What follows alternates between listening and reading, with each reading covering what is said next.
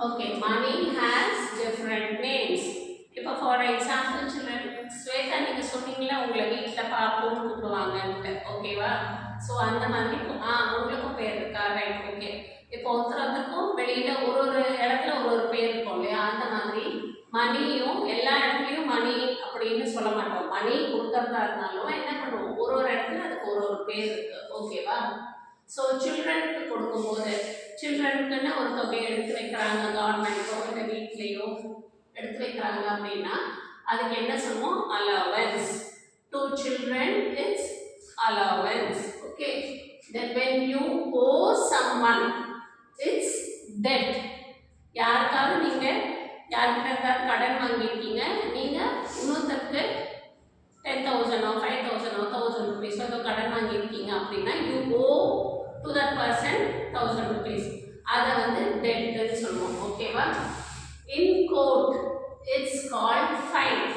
இப்போ நீங்கள் ஹெட்லைட் போடாமல் 2 வீலர் ஓட்டிட்டு போகிறீங்க, ஓட்டிட்டு போகும்போது என்ன ஆகுது, டிராஃபிக் போலீஸ்மேன் உங்களுக்கு ஃபைன் பண்ணிக்கிட்டு என்ன பண்ணுவாங்க, சில சமயத்தில் கோர்ட்டில் போய் பே பண்ணுங்க அப்படின்னு சொன்னாங்கன்னா கோர்ட்டில் போய் நீங்கள் அதை பே பண்ணும்போது இன் court it's called fine.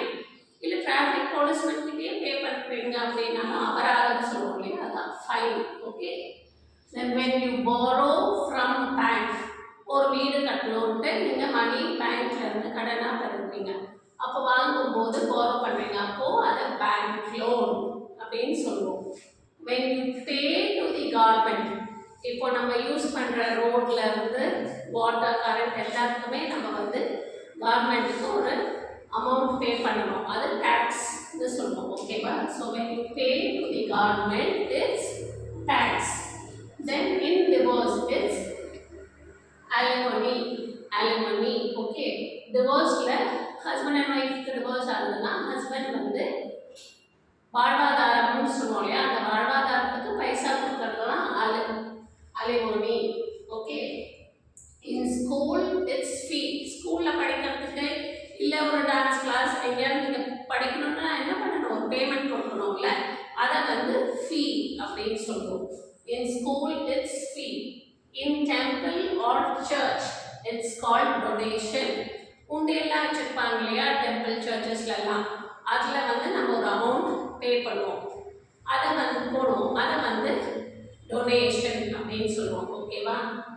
Two kidnappers, அந்த உண்டியில் போடுறது மட்டும் இல்லை, இப்போ யாராவது நன்கொடை கொடுங்க, நாங்கள் வந்து ஒரு கோயிலில் வந்து புதுப்பிக்க நினைக்கிறோம், ஏதாவது கொஞ்சம் பைசா கொடுங்க அப்படின்னு கேட்கும்போது அது நன்கொடை தான். நீங்கள் பைசா கொடுத்தீங்கன்னா that's a donation, okay. So in temple or church it's called donation. Then to kidnappers it's ransom.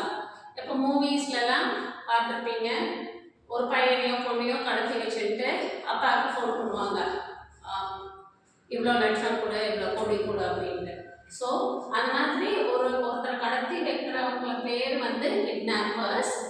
அவங்க கடத்தி வச்சுட்டு இவ்வளோ பைசா கொடுன்னு கேட்குறாங்களே, அப்போ அந்த பைசா வந்து என்ன சொல்லுவோம், ransom.